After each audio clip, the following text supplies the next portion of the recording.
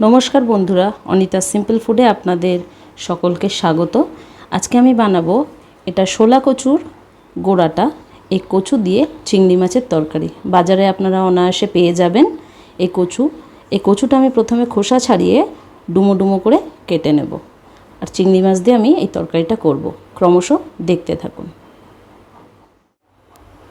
আমি একটা পাত্রে একটু জল নিয়ে নিয়েছি, ওর মধ্যে দিয়ে দিলাম সামান্য নুন, দিয়ে কচুটা আমি এই জলে সামান্য একটু সিদ্ধ করে নেব।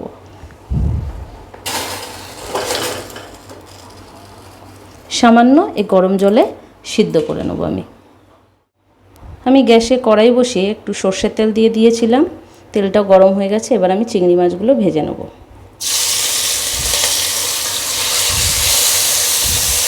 চিংড়ি মাছ ভাজতে খুব একটা সময় লাগে না, অল্প সময় নেড়ে ছেড়ে আমি চিংড়ি মাছটা ভেজে তুলে নেব।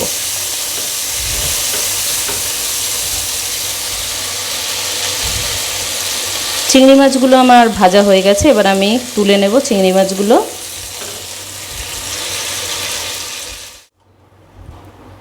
কড়াইতে আমি আরও একটু তেল দিয়ে নিয়েছি, দিয়ে একটু শুকনো লঙ্কা আর তার সাথে একটু 5 ফোড়ন দিয়ে নেব।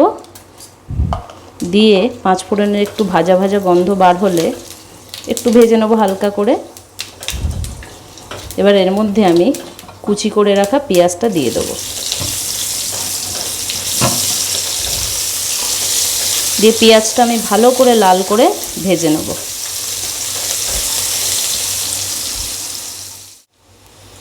দেখুন পেঁয়াজগুলো বেশ লাল লাল করে ভাজা হয়ে গেছে। এবার ডুমো ডুমো করে কেটে রাখা আলুগুলো এর মধ্যে দিয়ে দিলাম।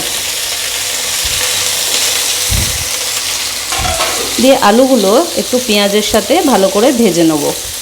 আলু না দিলেও হয়, অপশনাল, আপনারা আলু দিয়েও করতে পারেন, আলু ছাড়াও করতে পারেন। আলুগুলো আমার ভাজা হয়ে গেছে, এবার এর মধ্যে দিয়ে দেবো আমি আদা রসুনের পেস্ট।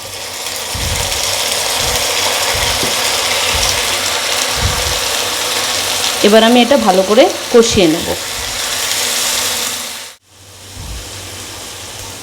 আমার আদা রসুনটা কষানো হয়ে গেছে, এর মধ্যে এবার আমি একে একে গুঁড়ো মশলাগুলো দিয়ে দেব। হলুদ গুঁড়ো, কাশ্মীরি লাল মির্চ, জিরে গুঁড়ো,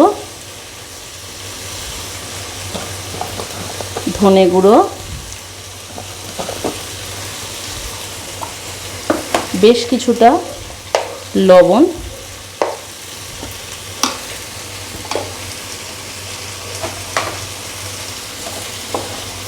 আর 8-10টা কাঁচা লঙ্কা আমি এর মধ্যে দিয়ে দিলাম। দিয়ে এবার ভালো করে কষিয়ে নিলাম।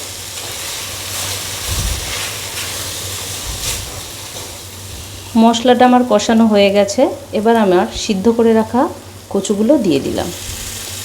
দিয়ে ভালো করে এই কচুর সাথে এটা কষিয়ে নেব।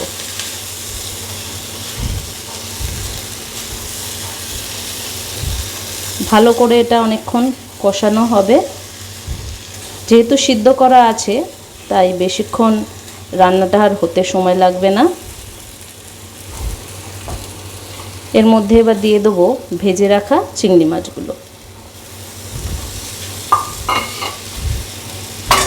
যখনই আপনারা কচু রান্না করবেন তখনই চেষ্টা করবেন যে গরম জল দিয়ে রান্না করার। কষানো হয়ে গেছে, এবার আমি এর মধ্যে গরম করে রাখা জলটা দিয়ে দেব। দিয়ে এবার আমি এটা আলু আর কচুটা ভালো করে এই জলের সাথে মাখা মাখা হয়ে যাওয়া পর্যন্ত অপেক্ষা করব।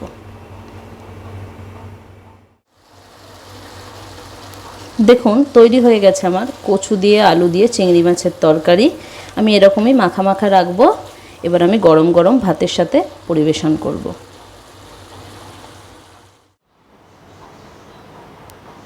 দেখুন বন্ধুরা, তৈরি হয়ে গেছে আমার চিংড়ি মাছ দিয়ে কচু আলুর তরকারি। এটা গরম ভাতের সাথে খুব ভালো লাগবে। আপনারা খেয়ে দেখবেন কেমন লাগে। আর আপনাদের যদি আমার এই রেসিপিটা ভালো লেগে থাকে তাহলে অবশ্যই আমার চ্যানেলটা সাবস্ক্রাইব করতে ভুলবেন না। আর তার সাথে নিত্য নতুন রেসিপি পাওয়ার জন্য পাশের বেল নোটিফিকেশনটা প্রেস করে দেবেন। নমস্কার।